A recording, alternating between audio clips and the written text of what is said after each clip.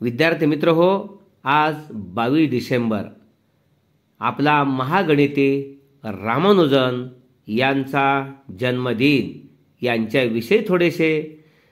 इयत्ता 4थीचा वर्ग. वर्गातील गुरुजी मुलांना एखाद्या संख्येला त्याच संख्येने भागले असता भागाकार 1 येतो हे समजावून सांगत होते. उदाहरणार्थ 4/4 बरोबर 1, 17/17 बरोबर 1, क्ष भागिले क्ष बरोबर 1. हे ऐकल्यानंतर त्याच वर्गातील एक मुलगा उठून उभा राहिला आणि त्याने गुरुजींना प्रश्न केला, गुरुजी 4/4 बरोबर 1, 17/17 बरोबर 1, मग 0/0 बरोबर 1च ना? मुलानो, हा प्रश्न ज्या 4थीतल्या विद्यार्थ्याला पडला व त्याने त्याच्या आयुष्यात त्याचा अतिशय बारकाईने विचार केला व जगातला गेल्या शतकातला एक महान मोठा गणिती म्हणून नावलौकिक मिळवला, तोच हा श्रीनिवास रामानुजन. आज आपण यांच्याविषयी थोडीशी अधिक माहिती घेणार आहोत. श्रीनिवास रामानुजन यांचे संपूर्ण नाव श्रीनिवास अय्यंगार रामानुजन. जन्म 22 डिसेंबर 1887 या दिवशी त्याच वेळच्या मद्रास प्रांतात व सध्याच्या तामिळनाडूमध्ये कुंभकोणम या शहराच्या जवळ असणाऱ्या इरोड या गावी आजोबांच्या घरी झाला. हे गाव भवानी आणि कावेरी या नद्यांच्या पवित्र संगमावर आहे. याच गावी सन 1100 मध्ये रामानुजन नावाचा एक संत होऊन गेला. त्यांचाही जन्म गुरुवारीच झाला होता. म्हणून रामानुजनच्या आईने आपल्या मुलाचे नाव रामानुजन ठेवले. रामानुजनच्या वडिलांचे नाव श्रीनिवास अय्यंगार आणि आईचे नाव कोमलता अम्मल. हे दक्षिण भारतातले ब्राह्मण कुटुंब का. पहिल्यापासूनच घरी गरिबीची परिस्थिती. रामानुजनचे वडील शांत वृत्तीचे, साधे सरळ एकमार्गी ग्रस्त होते. ते एका कापडाच्या दुकानात 20 रुपये पगारावर त्या काचा नोकरी करीत. रामानुजनची आई मात्र अतिशय महत्वाकांक्षी, शिस्तीची व धर्मपारायण होती. रामानुजनला लहानपणी देवी झाल्या होत्या, त्यामुळे त्यांच्या चेहऱ्यावर देवीचे व्रण होते. रामानुजन हा लहानपणापासूनच भावनाप्रधान, हट्टी आणि कोणाचेही न ऐकणारा असा होता. रामानुजनला 1 ऑगस्ट 1892 रोजी दसऱ्याच्या मुहूर्तावर कुंभकोणमच्या शाळेमध्ये घातले. परंतु या मुलाला शाळा म्हणजे कारागृह वाटत असे बरं का. आणि शिक्षक तर अजिबात आवडत नसे, कारण ते त्याला मनाप्रमाणे वागू देत नसत. लहानपणापासूनच तो सतत प्रश्न विचारत असे. बुद्धीने तल्लख होता. त्याला गणित विषयामध्ये नेहमीच पैकीच्या पैकी गुण मिळत असत. 1897 मध्ये 4थीच्या परीक्षेत ते तंजोर जिल्ह्यात प्रथम आले. त्यामुळे त्यांना पुढील शिक्षणामध्ये फीची सवलत मिळाली. 1984 साली 1904 साली तो मॅट्रिकची परीक्षा चांगल्या गुणाने उत्तीर्ण झाला. लहानपणी वर्गात 0/0 याचे उत्तर किती असेल याचा नेहमी विचार करीत असे. 0 केळी 0 मुलांना वाटली तर उत्तर 1 येईल का, असे प्रश्न त्याला नेहमी पडत. यावरूनच कोणत्याही संख्येला 0ने भागले तर त्याचे उत्तर किती येईल याच्याबद्दलही तो सतत विचार करीत असे. माझ्याजवळ 12 गोळ्या, त्या प्रत्येकाला 6 प्रमाणे वाटल्या तर दोघांना पुरतील. 4 प्रमाणे वाटल्या तर 3घांना पुरतील. 1 प्रमाणे वाटल्या तर 12 जणांना पुरतील. अर्धी अर्धी या ठिकाणी वाटली तर 24 जणांना पुरतील. आणि जर 0-0 वाटल्या तर कितीही जणांना वाटल्या तरी गोळ्या शिल्लक राहतील. मग 12/0 याचे उत्तर खूपच मोठे असणार ना, असा विचार तो लहानपणीच करीत होता. आणि त्याच्यावरच त्याने मोठेपणी संशोधन केले. अनंत म्हणजे इन्फिनिटी ही संख्या केवढी मोठी असू शकेल याचा विचार त्याने त्याच्या आयुष्यातील संशोधनात केला. त्या केळी 4 प्रमाणे वाटल्या तर 3घांना पुरतील आणि 1 प्रमाणे वाटल्या तर 12 जणांना पुरतील. अर्धी अर्धी वाटली तर 24 जणांना पुरतील आणि जर 0-0 वाटल्या तर कितीही जणांना वाटल्या तरी गोळ्या शिल्लक राहतील. मग 12/0 याचे उत्तर खूपच मोठे असणार असा विचार तो लहानपणीच करीत होता आणि त्याच्यावरच त्याने मोठेपणे संशोधन केले. अनंत इन्फिनिटी ही संख्या केवढी मोठी असू शकेल याचा विचार त्याने त्याच्या आयुष्यातील संशोधनात केला. रामानुजनच्या घरची आर्थिक परिस्थिती चांगली नसल्यामुळे तो कुंभकोणमच्या गव्हर्नमेंट कॉलेजमध्ये शिकत होता व पेईंग गेस्ट म्हणून राहत होता. रामानुजनला गणिताची आवड असल्यामुळे अनेक विद्यार्थी त्याला गणितावरचे प्रश्न विचारित असत. त्याच काळात त्याला कॉलेजच्या लायब्ररीमधून लोणी या गणिताचे त्रिकोणमितीवरचे पुस्तक मिळाले आणि त्याने ते दिवस रात्र बसून वाचून तर काढलेत, परंतु त्यात प्रावीण्य मिळवून ते सर्व सोडवूनही टाकले. त्याचवेळी त्याचे वय फक्त 13 वर्षाचे होते. रामानुजनने त्रिकोणमितीला वेगळीच दिशा दिली. इन्फानाईट सिरीज व त्रिकोणमिती यांच्यामधला संबंध प्रस्थापित केला आणि हे शोध नवीन आहेत त्यामुळे त्याला खूप आनंद झाला. परंतु यावरचे संशोधन ऑयलर या गणितीने अगोदरच शोधून ठेवले होते, परंतु रामानुजनने हे लहान वयात स्वतंत्रपणे शोधून काढले. यावरूनच त्याचे गणितावरील प्रभुत्व सिद्ध होते. शिक्षकांना त्याच्या कुशाग्र बुद्धीचे कौतुक वाटत असे. बीज गणित व भूमिती याचे पेपर तो दिलेल्या वेळेच्या निम्म्या वेळेतच सोडवत असत. एकदा वर्गामध्ये एका शिक्षकाने 1+2+3+4+5 98+99+100 यांची किंमत किती असा प्रश्न विचारला. सर्व विद्यार्थी बेर्रा करत बसले होते, परंतु रामानुजनने याचे उत्तर 5050 असे झटकन दिले. हे ऐकून शिक्षकांना आश्चर्य वाटले आणि त्यांनी हे तू कसे केलेस असा प्रश्न विचारला. तेव्हा रामानुजनने 1+100=101, 2+99=101, 3+98=101 अशा 101 जोड्या होतील. त्यामुळे त्यांची बेरीज 101 गुणले 50 5050 अशी येईल. असा हा कुशाग्र बुद्धीचा रामानुजन होता. तो गणिताकडे स्वतंत्र विचाराने बघत असे, त्यामुळे तो जगातला खूप मोठा गणितज्ञ ठरला. मॅट्रिक पास झाल्यानंतर कॉलेजमध्ये मात्र तो पहिले 2-3 वर्षे नापास झाला, तरी पण त्याचे गणितावरचे काम सतत चालूच होते. तो त्या काळात नोकरी शोधत होता. त्याचवेळी त्याच्या आईवडिलांनी त्याचा विवाह केला. त्याच्या पत्नीचे नाव जानकी असे होते.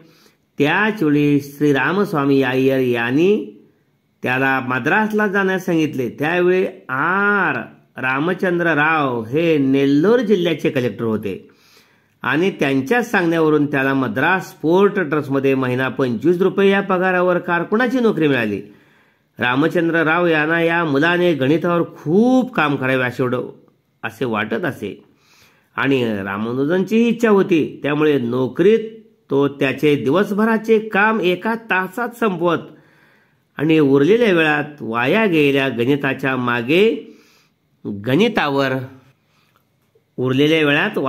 कागदाच्या मागे गणितावर काम करीत असे. गणितशास्त्रात 3 सिद्धांत अशक्य मानले जातात: वर्तुळाचे चौरसीकरण, घनाचे दुपटीकरण आणि कोनाचे त्रिभाजन. वरील 3ही गोष्टी अजूनपर्यंत गणितींना सिद्ध करता आल्या नाहीत, परंतु यातल्या पहिल्या गोष्टीबद्दल रामानुजनने त्याकाळी खूप चांगला प्रयत्न केला आणि त्यासाठी आवश्यक असणारी पायची किंमत 22/7, 355/117 किंवा 3.1416 या सर्व किमती स्थूल किमती आहेत आणि रामानुजनने वापरलेल्या रीतीनुसार वर्तुळाच्या क्षेत्रफळा एवढा चौरस हाही स्थूलमानाने समान आहे हे दाखवले. रामानुजनने पोर्ट ट्रस्टमध्ये 3 वर्षे नोकरी केली आणि त्या काळात गणिताचे संशोधनही केले.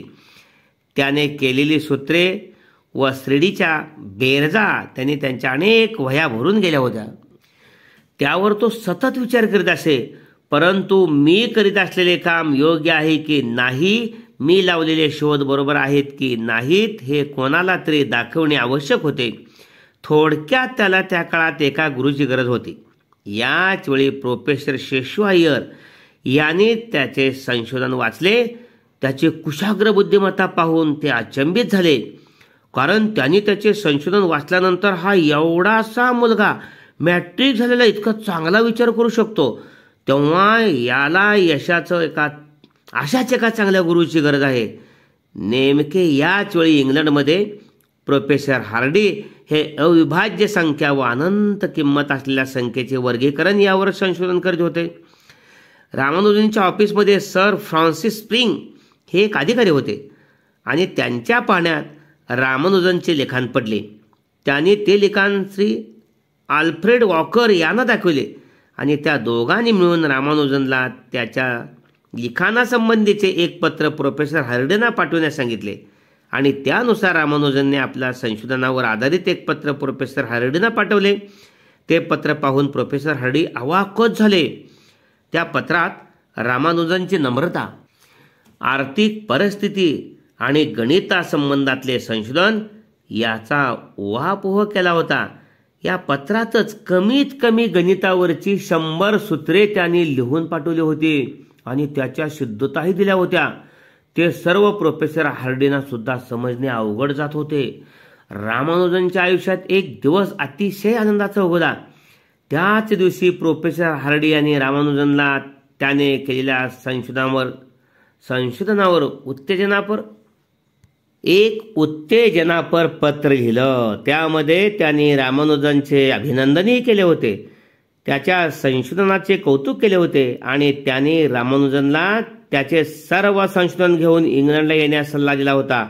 रामानुजनने हे पत्र वाचल्यानंतर त्याला खूप आनंद झाला, परंतु आपण इंग्लंडला जाऊ शकत नाही याची जाणीवही झाली होती. दरमहा 25 रुपयाच्या पगारात इंग्लंडला जाणे शक्य नव्हते, परंतु रामानुजनच्या तीव्र इच्छेमुळे, गणितावरील प्रेमामुळे त्याला इंग्लंडला जाणे शक्य झाले. प्रोफेसर हार्डींचे प्रयत्न प्रोफेसर नेव्हिल व लिटल हुड यांचे उत्तेजन सुद्धा लाभले. मद्रास विद्यापीठाची शिष्यवृत्ती व रामचंद्र राव आणि अय्यर यांचे प्रयत्न यामुळे श्रीनिवास रामानुजनची विलायत वारी होणे शक्य होऊ लागले. परंतु घरच्या लोकांनी, विशेष करून आईने रामानुजनला परदेशी जाण्यास अटकाव केला. त्या काळी परदेशी जाणे हे पाप समजत असत. अर्थात त्यावेळी पृथ्वी गोल आहे हे माहीत नव्हते, त्यामुळे टेबलासारखी आहे व समुद्रावरून गेल्यानंतर कुठेतरी आपण पडू अशी भीती असल्यामुळे परदेश गमन करीत नसत. तसेच इंग्लंडमध्ये त्याला मांसाहार करावा लागेल अशी ही भीती आईला वाटत होती. त्यामुळे रामानुजनला 1 वर्ष थांबावे लागले.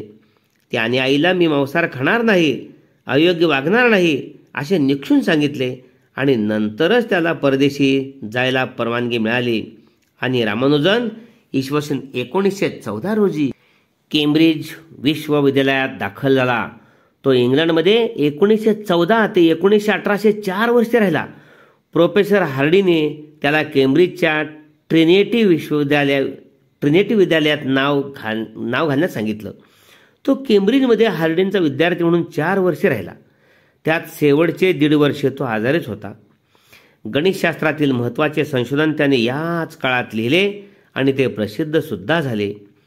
गणिताच्या संशोधनाच्या काळातच रामानुजनला जॉर्ज कार या लेखकाचे a synopsis of elementary result in pure mathematics हे पुस्तक वाचायला मिळालं आणि त्या पुस्तकातील कॅल्क्युलस, बीजगणित, भूमिती, त्रिकोणमिती यावरची हजारो सूत्रे पाहाव्यास मिळाली. रामानुजनने या सूत्रांचा स्वतंत्र अभ्यास करण्यास सुरुवात केली आणि त्यामुळेच त्याला गणितामध्ये संशोधन करण्यास वाव मिळाला. प्रोफेसर हार्डीने रामानुजनच्या संशोधनावर आणखी एका गणितीची मदत घेतली. त्या गणितीचे नाव होते प्राध्यापक लिटिल वूड हे फार बुद्धिमान गणिती होते. त्यांनी 1905 मध्येच सिनियर रँगलर ही पदवी मिळवली होती. ते 1910 मध्ये केम्ब्रिजच्या ट्रिनिटी कॉलेजमध्ये गणिताचे प्राध्यापक म्हणून काम करीत होते. यांचा उपयोग रामानुजनला खूप मोठ्या प्रमाणावर झाला. प्राध्यापक हार्डी व प्राध्यापक लिटिल वूड या दोघांनी मिळून रामानुजनच्या सूत्रांचा एक रात्रभर विचार केला आणि दोघांनाही रामानुजनच्याबद्दल नितांत आदर निर्माण झाला.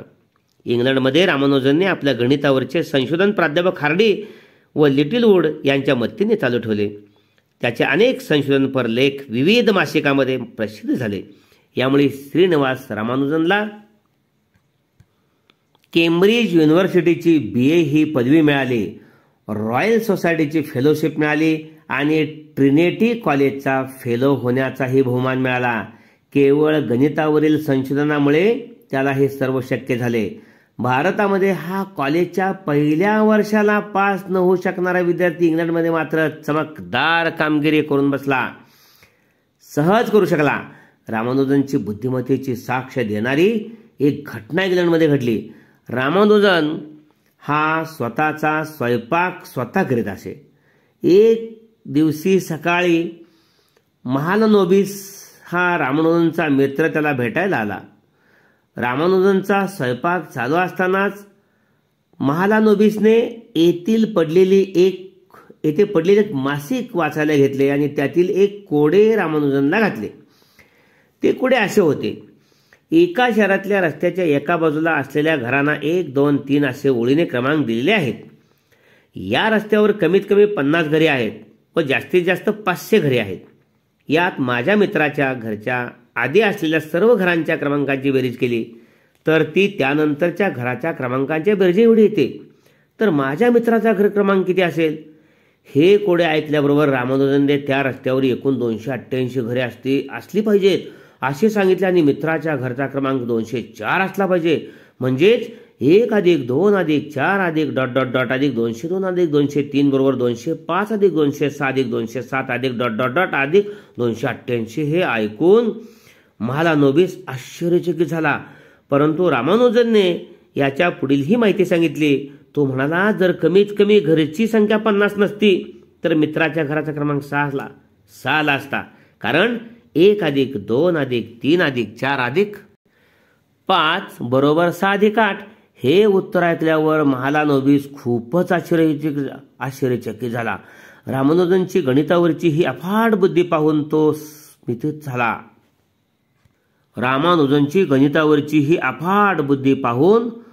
स्मित झाला. रामानुजनच्या सर्वात आवडत्या संख्या म्हणजे मूळ संख्या, प्राईम नंबर. त्याने मूळ संख्यावर बरेच संशोधन केले आहे. 1 ते 10 मध्ये 2, 3, 5, 7 या 4 मूळ संख्या आहेत. तर 11 ते 20 मध्ये 11, 13, 17, 19 या 4 मूळ संख्या आहेत. परंतु 21 ते 30 मध्ये 23 व 29 या 2च मूळ संख्या आहेत. तर 30 ते 40 मध्ये 31 व 36 या 2च मूळ संख्या आहेत. याचा अर्थ जसजशा संख्या वाढत जातात तसतशा मूळ संख्यांची संख्या कमी होत जाते आणि त्या कितीने कमी होतात या संबंधी रामानुजनने एक सूत्र तयार केले आणि त्याचा पडताळा घेतला. तेव्हा 1000 पर्यंतच्या मूळ संख्यांची संख्या बरोबर येत होती. परंतु पुढे थोडी तफावत होत राहिली. पहिल्या 90 कोटी संख्यामध्ये या ठिकाणी 6,02,489 इतक्या मूळ संख्या आहेत. तर रामानुजनच्या सूत्राने त्यामध्ये 50 पर्यंत मूळ संख्यांचा फरक पडत होता.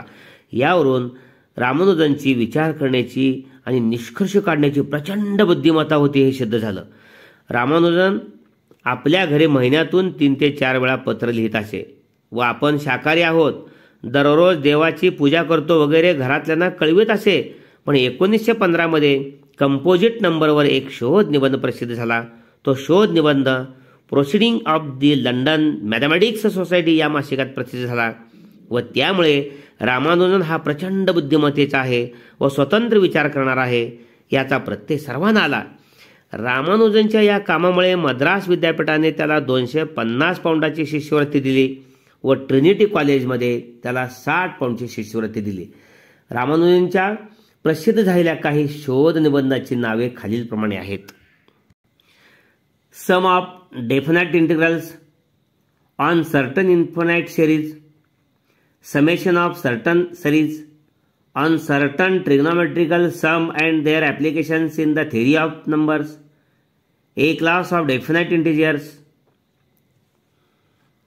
a class of definite integrals, squaring of circles, on the division of a number, the sum of the square roots of the first n natural numbers. वरील लेख हे विविध मासिकातून प्रसिद्ध झाले. हे लेख विविध मासिकातून प्रसिद्ध झाले. अशा सारखे सुमारे 40 लेख त्याचे प्रसिद्ध झाले आणि त्यामुळे तो गणित जगतातला हिरा बनला. त्याच्या संशोधनावर पुढे अनेक वर्षे व अजून सुद्धा संशोधन चालू आहे. प्रोफेसर हार्डी यांनी एका ठिकाणी असे म्हटले आहे की गेल्या शतकात जेवढे गणितातले शोध लागले तेवढे एकट्या रामानुजनने लावले आहेत. मॉक थीटा फंक्शन्स हा रामानुजनच्या आयुष्यातील शेवटचा शोध आहे. मॉक थीटा फंक्शन्स हा रामानुजनच्या आयुष्यातील शेवटचा शोध ठरला. हा शोध लावल्यानंतर 50 वर्षांनी त्याच्यावर एका अमेरिकन गणितीने अभ्यास केला आणि त्यांना रामानुजन प्रज्ञावंत गणिती आहे हे लक्षात आले. ते अमेरिकन गणिती होते अँड्र्यूज. हे सर्व इंग्लंडमध्ये घडत असताना दुसरीकडे त्याची प्रकृती मात्र ढासळत चालली होती. त्याला त्या ठिकाणी क्षयरोगाची बाधा झाली होती, परंतु क्षयरोगाचे निदान लवकर न झाल्यामुळे त्याला खूप त्रास झाला. त्याची प्रकृती क्षीण झाली, तरी पण त्याची गणितातील गतिमानता मात्र कमी झाली नव्हती. कारण तो आजारी असताना त्याला भेटण्यासाठी प्रोफेसर हार्डी आले होते. त्या भेटीच्या वेळी प्रोफेसर हार्डीने रामानुजनच्या प्रकृतीची विचारपूस केली आणि ते म्हणाले, आज मी ज्या वाहनातून आलो त्या वाहनाचा क्रमांक मला अयोग्य वाटतो. तो क्रमांक 1729 आहे आणि त्याला 13ने भाग जातो. त्यामुळे रामानुजन जे झटकन उत्तर दिले, सर हा क्रमांक तर अतिशय महत्त्वपूर्ण आहे, कारण ही अशी लहानात लहान संख्या आहे की जी 2 घनांच्या बेरजेच्या स्वरूपात 2 प्रकारे मांडता येते. म्हणजेच 1729 बरोबर 10चा घन अधिक 9चा घन बरोबर 12चा घन अधिक 1चा घन. हे उत्तर ऐकून प्रोफेसर हार्डी अवाकच झाले. प्रोफेसर हार्डी म्हणत, जर गणितातील नैसर्गिक क्षमतेला 100 पैकी गुण द्यायचे ठरवले तर रामानुजनला 100 गुण द्यावे लागतील, पण मला मात्र 25च गुण मिळतील. रामानुजनची प्रकृती त्याला अजिबात या ठिकाणी साथ देईनाशी झाली.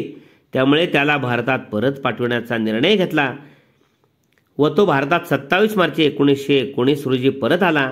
काही दिवस मुंबईला राहिल्यानंतर तो 2 एप्रिल 1919 रोजी मद्रासला आला.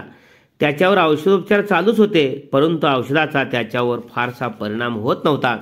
तरीही त्याचे गणितावरील संशोधन चालूच होते. 26 एप्रिल 1920 रोजी रामानुजन बेशुद्ध अवस्थेत गेला आणि त्यातच त्याचा अंत झाला. त्यावेळी त्याच्याजवळ त्याची बायको जानकी, आई वडील, 2 भाऊ, काही मित्र उपस्थित होते. रामानुजनच्या अंत्ययात्रेला त्या ठिकाणचे कर्मठ ब्राह्मण उपस्थित राहिले नव्हते. यावरून त्याला त्याच्या जवळील लोकांकडून खूपच त्रास सहन करावा लागला असे लक्षात येते. रामानुजनला अवघ्या 32व्या वर्षीच मृत्यूने गाठले. चालू वर्षी म्हणजे आज 22 डिसेंबर 2023ला रामानुजनच्या जन्माला 136 वर्षे पूर्ण होत आहेत. या निमित्ताने म्हणजे बरोबर 11 वर्षापूर्वी म्हणजे 22 डिसेंबर 2012ला रामानुजनच्या जन्माला 125 वर्षे पूर्ण झाली होती. या निमित्ताने भारत सरकारने ते वर्ष गणित वर्ष म्हणून साजरे करायचे ठरवले आणि तेव्हापासून 22 डिसेंबर हा दिवस राष्ट्रीय गणित दिन म्हणून साजरा करायचा असे ठरले आणि तो देशभर मोठ्या कौतुकाने साजरा केला जातो. त्या दिवशी गणितासाठीचे विविध उपक्रम राबविले जातात. त्यांच्या निधनाने केवळ भारतीयांचीच नव्हे तर संपूर्ण गणित विश्वाची अपरिमित हानी झाली. या थोर गणित तज्ज्ञास आज राष्ट्रीय गणित दिनानिमित्त विनम्र अभिवादन. जय हिंद, जय भारत.